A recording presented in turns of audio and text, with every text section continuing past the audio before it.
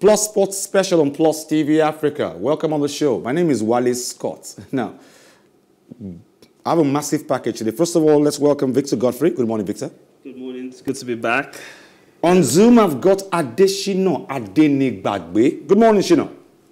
Yeah, good morning, Wale. Nice to have you on the show. Yeah, thank you very much. Now, Nigeria Super Eagles yesterday evening had an easy ride over visiting Lone Stars of Liberia in their opening 2022 FIFA World Cup qualification Group C encounter. The Nigerians dominated the match played at the Teslim Balogun Stadium in Lagos, winning with 2 unreplied goals by Leicester City of England star striker Kelechi Iheanacho. The Super Eagles have qualified for 6 World Cup finals, and they have been to make their 4th successive appearance in the showpiece. Now, Nigeria were winless in their previous 3 matches across all competitions, having registered a defeat to Mexico in their last game, but have now returned to winning ways with a victory over the boastful Liberians. Now, I saw a team that displayed individual skills, in my opinion. You know, I didn't see them, there was no cohesion in that team. I didn't see a bond. But I can understand that. These are people who actually come together, 3 days, 4 days training, and they go and play a qualifier. How do I expect a bond? Well, the reality of the matter is that with that sentiment being true, or fact being true, that with national team football, especially across the world with these qualifiers, we have an international break. Teams only have a few days to prepare for major, football matches. However, with that being said, it cannot be denied that we have this feeling, and with the evidence of results in the last 3-4 years with the Nigerian national team, that our coach is not the best when it comes to tactics. That's my personal opinion. So whether, you can understand that maybe you need more time to prepare and have cohesion as a team, but let's be honest, Nigeria's current coach, in my opinion, doesn't have the technical know-how to ensure we play beautiful football. Shina, let me come to you on that. People have consistently antagonized Gernot Rohr, saying he has no style of play. The truth is, what is Nigeria's style of play? Yeah, what style do we play? Very much, Wale. The actual question is, before Gernot Rohr, do we have a style of play? Yes. I feel like we do not have a style of play. We do. And what Gernot Rohr is doing differently is just to maximize talent and qualify professional players. Still, African football generally do not have a style of play. We do. We all believe in the king and follow football. At some point, we do the England cross and score football. But we can't compare ourselves to the likes of Italy, the likes of Germany that goes with the high pressing method, and the likes of Spain that goes with the tiki-taka method. But African football, Nigeria specifically, we do not have a style of play. What Gernot Rohr is doing is to maximize talent for you, and we've been enjoying that in the likes of Salisu Yusuf, late Stephen Kechi. Everybody has been doing that same pattern. Whatever happens in the national team, just win your matches and win the tournament. Now, Victor. Yeah. I remember vividly. Yes. I will use just one example. USA 94. Yep. You know, we came from the wings. Ndidi George from the wings. Amokachi from the wings. Yeah. And then one lone striker, Rashidi Yekini, tries to make it happen. That was his style. So now I'm going to... That was the style of play. Exactly. I'm going to debunk what... Or I won't say debunk, but disagree with what my friend said. We do have a pattern of play in African football, to be honest with you. And I would say maybe because... if you have watched and followed African football, let's even start with Zaire, now known as ZRC, when they made their debut in the World Cup. They had a pattern of play. Let's start with the Cameroonians, 1990. Senegal, 2002. African football is a mixture of flair and physicality, almost like what you see with the South Americans. But in African football, we're a bit more physical. Like you mentioned, the Nigerian style of play is this. We play for wide, expansive football.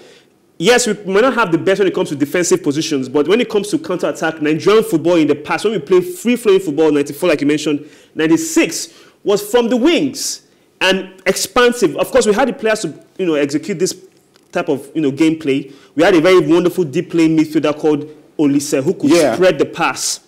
Then you had a very flashy dribbler in the form of Okocha, who could play on the right field. Yeah. Exactly. So we've had a pattern of play. What I can give Gernot Rohr credit for is just his ability to manage what I feel is the best generation of national team players we've had in a while. And that is due to the fact that these guys are mostly biracial children who were born to immigrant parents in Europe, giving them the chance to play in European academies, helping, so rather than depending on flair, because we don't have any good structure here in Nigeria. For instance, our goalkeeper plays in Holland or in the Dutch league. However, he started his career in Germany, in the 3rd division in Germany, because his parents are based in Germany. So he was born there, but he plays for Nigeria. Now that's Maduka Okoye. So he already had that academy training from Europe, and that's why he's now in the national team. And the list goes on. Alex Iwobi too. And there are many players that have had that background. So we do have a pattern of play. Unfortunately, it hasn't been successful enough on the bigger stage, in like the World Cup and etc. But African football is all about physicality and flair, just to add that to it. Even South Africa, they play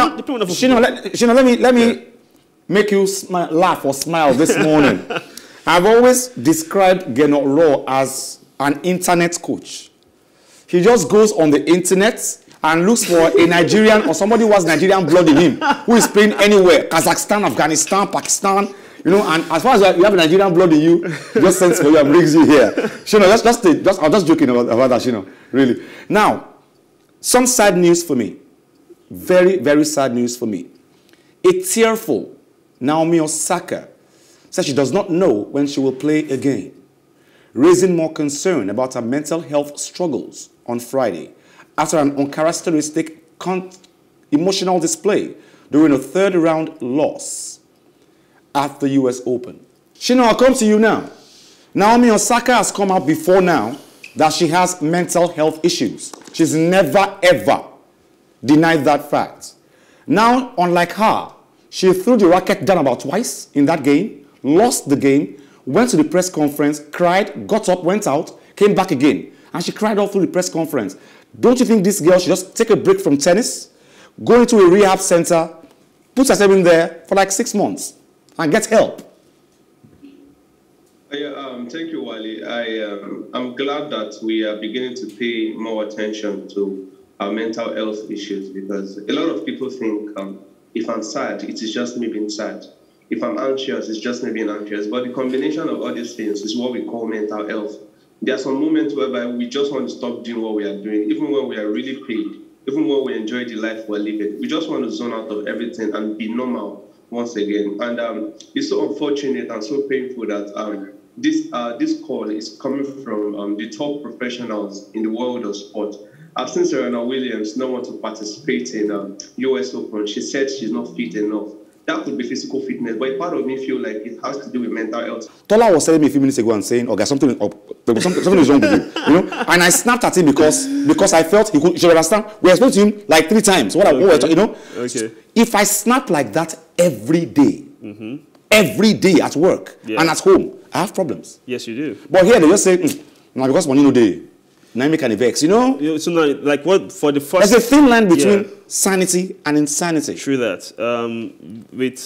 For the first time, I actually agree with Shina. First time. This is the first time. I agree. And I agree that, like you mentioned, it is something that has to do with our tradition and our culture. It could be religious background, whatever you want to call it, whereby we're always trying to chuck up real mental health issues into maybe just and because money no day, just cover it up, keep it under the carpet, and the more it builds, because it builds. Yeah. So and obviously, unfortunately, we're going to just digress from sports for a minute now. The political landscape and economy is really bad, so that will even put anybody in a very bad state mentally. Also, don't forget we had a very bad year last year with the pandemic. We still have the pandemic still going on to an extent in certain parts of the world. That could shake your mental stability. Exactly. Now, for Naomi Osaka, who, as you know, is my potential wife. But the most serious now, but for Naomi Osaka, the thing is this. She has come out before now, right?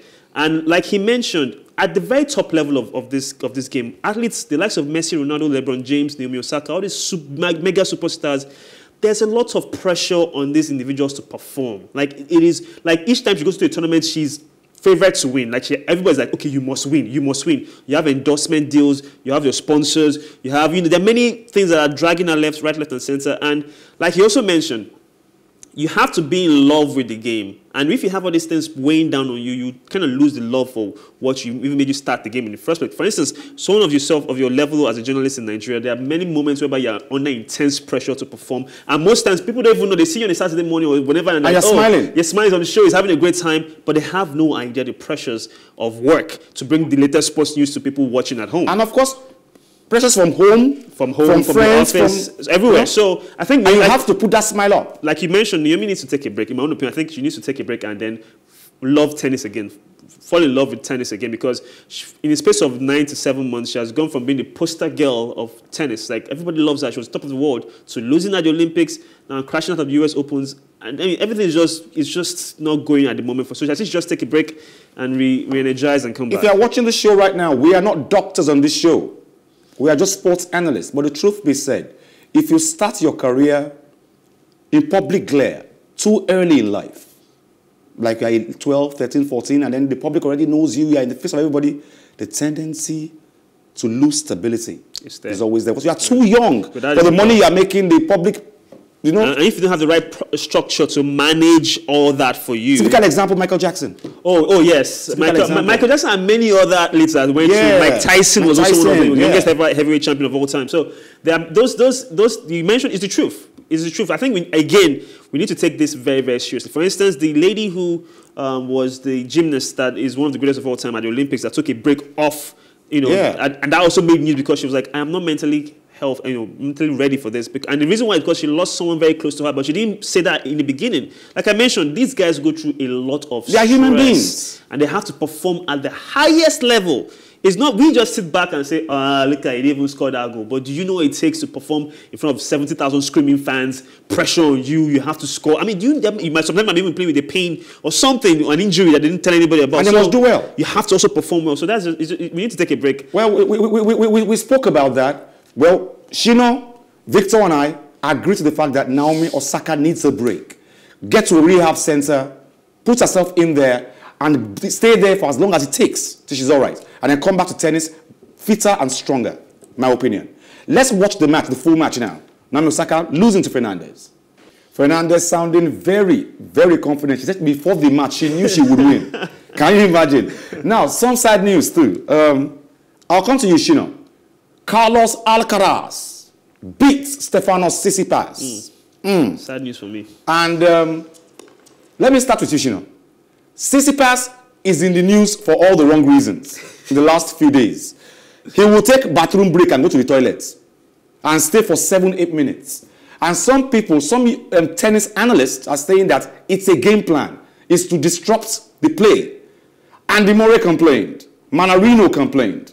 But despite all, Alcaraz lets him go to the toilet if he wants. Go. Stay 10 minutes if you want. Come back. But some people are saying that tennis officials should not start giving them time. 5 minutes, if you're not back for 5 minutes, you are disqualified. Do you agree with that? I feel there are no modalities to health. We are trying to talk about mental health, but at the same time, if someone is calling for a break as professionals, it should not affect the opponent.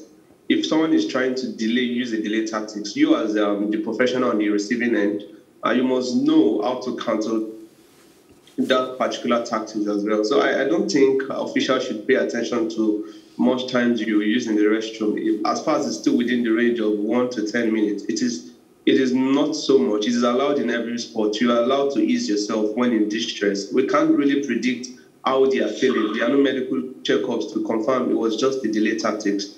So if you are good enough and you're a professional to win a match, you should win regardless. If you have to keep yourself warmed up on the court while you're waiting for the restroom guy should be back, you should win. I don't say that's enough reason to state a ground rule on how many minutes you have. Do you play table tennis, Victor?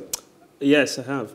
When you are playing table tennis and you are good, you are a very good table tennis player. Yes. And you are playing someone who is not, in Nigeria we call it winshi. You actually don't play well because the other person can't play well. Yeah. You know? And so I'm playing you tennis, individual sports. I'm playing you, and I'm all warmed up, and we're playing, and like you take a break, and you go for a whole 8 minutes. And I was playing now, and then you go for a whole 8 minutes and come back. And the moment was like that dampened my play, dampened my spirit. So I'm going to again, but we're back to tradition. I'm going to disagree with you now. Yes, we are back to normal programming.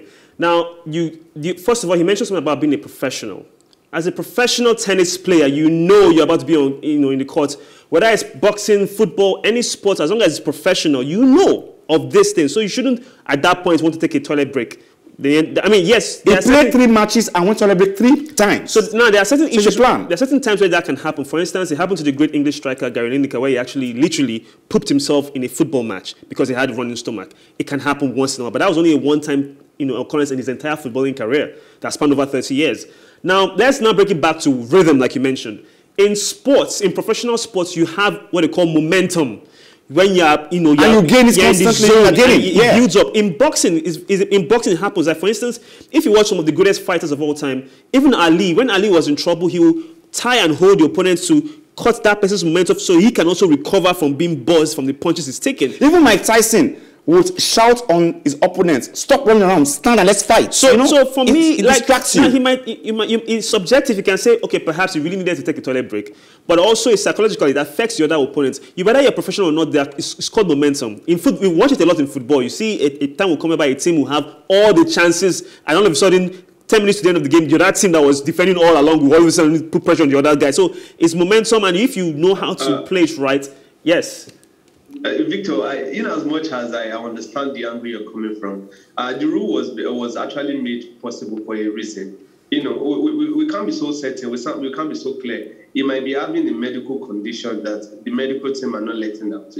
For something to happen once, twice, thrice, I feel that the federation should pay more attention to his health. So now, confirmed he should be withdrawn out of the tournament. That's my point exactly. So if you have medical, he should. For a toilet break for a reason, because there is a toilet break. Listen, you're a professional. You are cleared before you go into any professional arena in any sport. You are cleared medically to be sure you are 110% ready for that particular encounter. So when you talk about having a medical condition, if you are not medically cleared, you shouldn't even be on the court in the first place. Okay. Also, Russian Daniil Medvedev ripped through third-round opponent Pablo Andujar, 6-love, 6-4, 6-3, to rack up his third win in under 2 hours at this year's US Open. The world number 2 held the unseeded Spaniard to 5 points in the first set, putting up just 3 unforced errors in a stretch of superb play to his bid for a maiden major title, 2 years after he lost in the final to Rafael Nadal.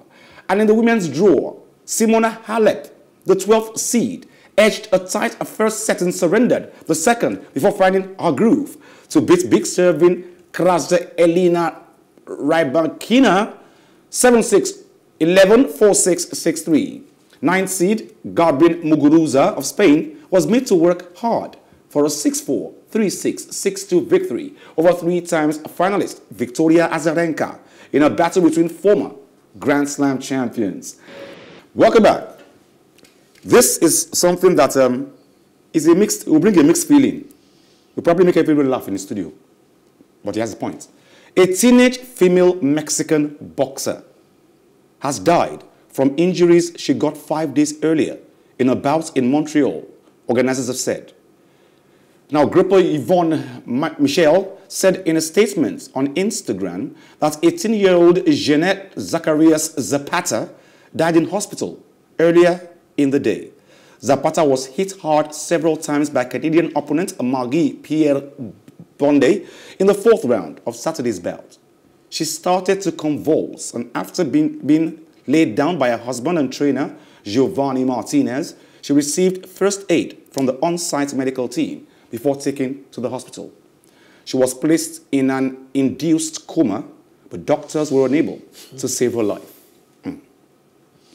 Shino, I don't know if this will make you laugh or you will think about it well. A man came to our studios, to this program, a few months ago. He's a barrister. And he came on the show and said he's fighting for boxing to be stopped. Any sport that you have to get a punch to your head should be stopped. As unbelievable as that is, the guy actually came on this show live and said it, that he wants it to be, he's fighting for it to be stopped. But that was a boxer, a female boxer, who died from injuries she got to her head injuries she got from a fight, put her in an induced coma. She died from there. That's her on the screen.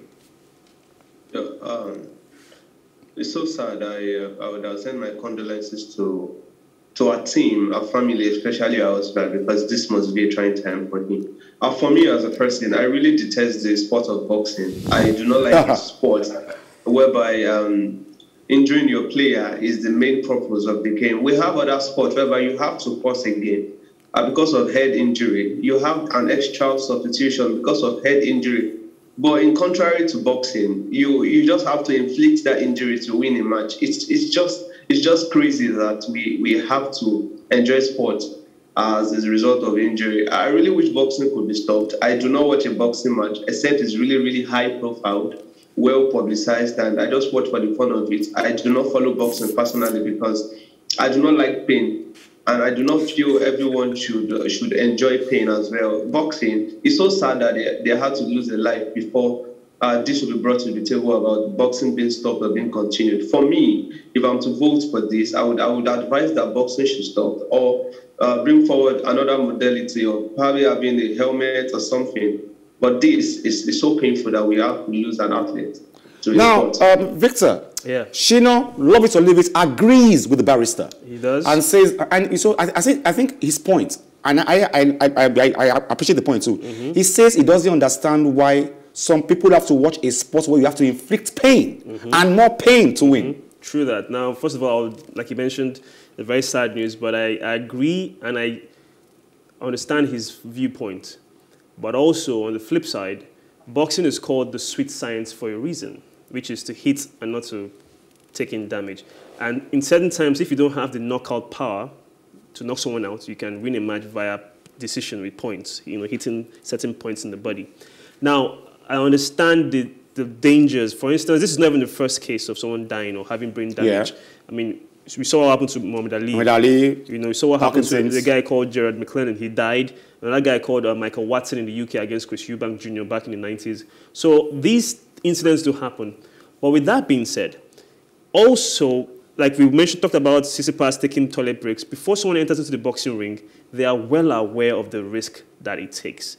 Yes, you may complain and condemn the violent nature of the sport, whereby when you ring, the bell goes, bam, your job is to just inflict damage and pain. But you cannot also deny the positives of boxing, whereby it has taken people out of poverty. There are many, Evander Holyfield, Mike Tyson, many people are even saved by boxing, managing their anger. I mean, Bernard Hopkins, who is one of the greatest middleweights of all time, was in prison, an ex-convict that came from prison and became a world heavyweight champion, world boxing champion. So I understand it's very subjective. You may not like it, and you may like it, and you're entitled to whatever opinion you have. True. It's very sad. That's why the saying goes that you don't play boxing. There's a term in boxing where they say you don't play boxing because it's a very, very serious sport. Again, very sad that she had to lose her life, and she's 18 years old, a teenager, still very young. And if she had maybe survived this particular fight, this experience, she maybe have been a champion or something. But it's very sad. However, I don't know about ending or stopping boxing because there are also positives to this particular sport. Yes, it's combat sports. In fact, boxing is even less savage than the UFC. The UFC, for me, is if they can stop any combat sport, I'd rather they stop down because it's way more, savage. Elbows, legs, so, Victor, I would like to know, are you supporting the fact that money and values could bring back lives? No, that is you saying that. I never said that. Don't put words in my mouth, Shino. I simply said, no. Because having a successful career in boxing is you putting your life at the forefront. You could die. So let's if you want to go philosophical, an inevitability in life is death, my brother. Everybody will die. Unfortunately, if you die earlier than your time, that's very sad. Now, let's talk about the monetary value in boxing, which is massive. Floyd Mayweather is one of the richest boxers of all time. Sportsman of all time. Sportsman of all time because of the money he's made. Conor McGregor from the UFC entering boxing and going back to the UFC. Jake Paul or Logan Paul. YouTubers are making money from boxing now, making more money than they've ever made from their YouTube videos.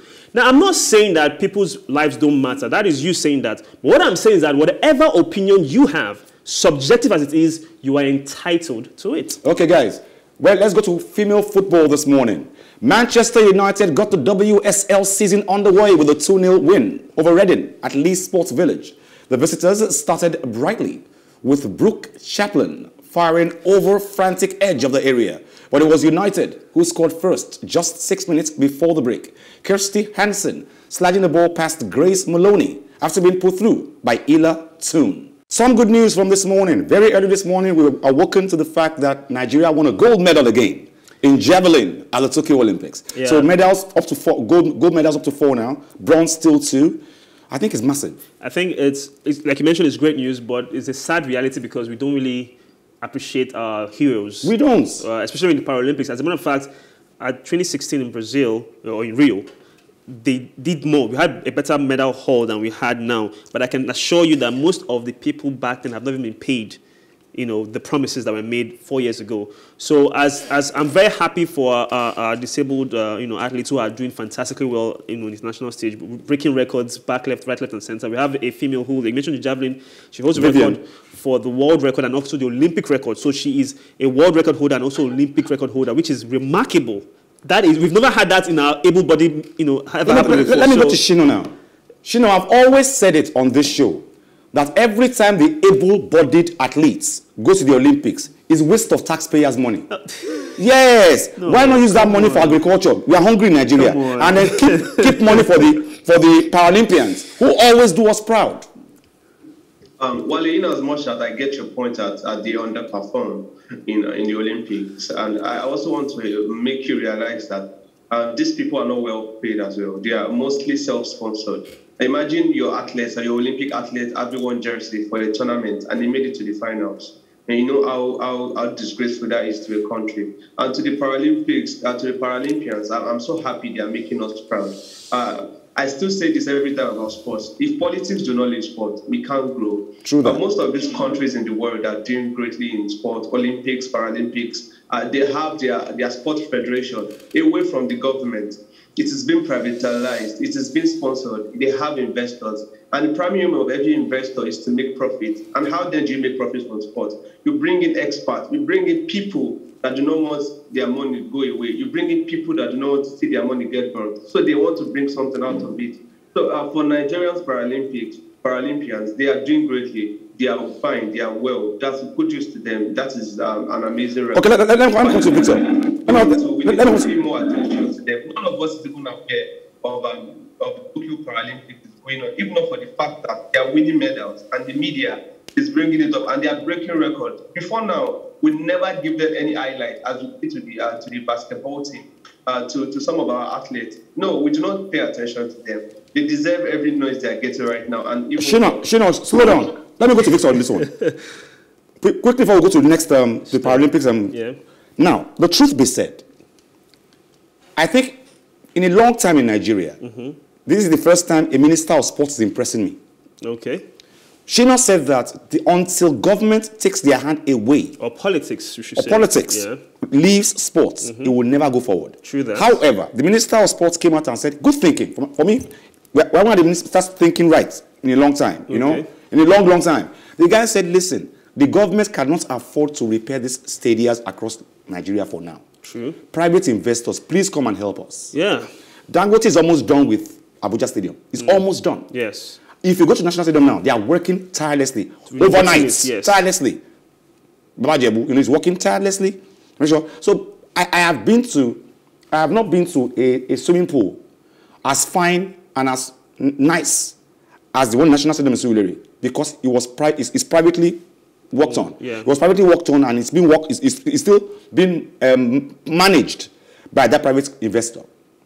Now, we have heard that the private investor who was working on National Stadium Surulere now is not going to just walk away after it's done. Of course. He's going to manage it for, say, 4 years, 5 years. True. Good thinking. True that. If you do that, now, the businessman doesn't want to lose his money. Like you mentioned? If there are shops in the stadium where people come and buy things and everything, he will make sure the shops are there and they are standard. Yeah. So he can make his money back. He doesn't want to lose like that now, you know. Although the government said they will take their money back, but at least if the man is managing the place, he's going to make money off the place. True that. Now, to just add to what you just said, and also to what, it's always very strange when I agree with Shino. I don't know why, it's a very strange feeling, but I agree with you, Shino, in the sense that we need to have private hands in our sports in Nigeria, number one, because if you look across the board with other countries that are doing exceptionally well, there's massive input by private, owned companies and investors. And now it's in every single aspect of sports. It isn't just one part. It's not just infrastructure. There are many aspects of sports whereby you have all these incredible investors coming in to ensure that whatever sport it is has the best possible result or outcome it could possibly have. Now, one of the reasons why our Paralympics are doing so well is that it's not because, like you mentioned, it's not because of organization. We are one of the worst organized countries in the world in terms of our sporting experts. But it is all about the fact that those guys have what we call the Nigerian spirit. Never say die. We always keep going. I don't know how they do it. Going. So I think we need more hands, I'm going to leave you after the show with the Paralympics highlights when we end the show, okay? Shino, I want to thank you very much for joining us on the show today. Thank you very much. Thank you for having me, Wale. Thank you. And hello, Victor. Thank you for Thank you. That was really fun, if you ask me. That was Adeshina Adenigbagbe on the show via Zoom this morning. Victor Godfrey, thank you very much. A pleasure. It was a pleasure to be here. Our producer, thank you very much. Toby Olushala, thank you very much for production today. Join us same time next week. Plus Sports special on Plus TV Africa. My name is Wale Scott. Like I always advise you at the end of every show, if not for anything, at least for your heart, do some sports.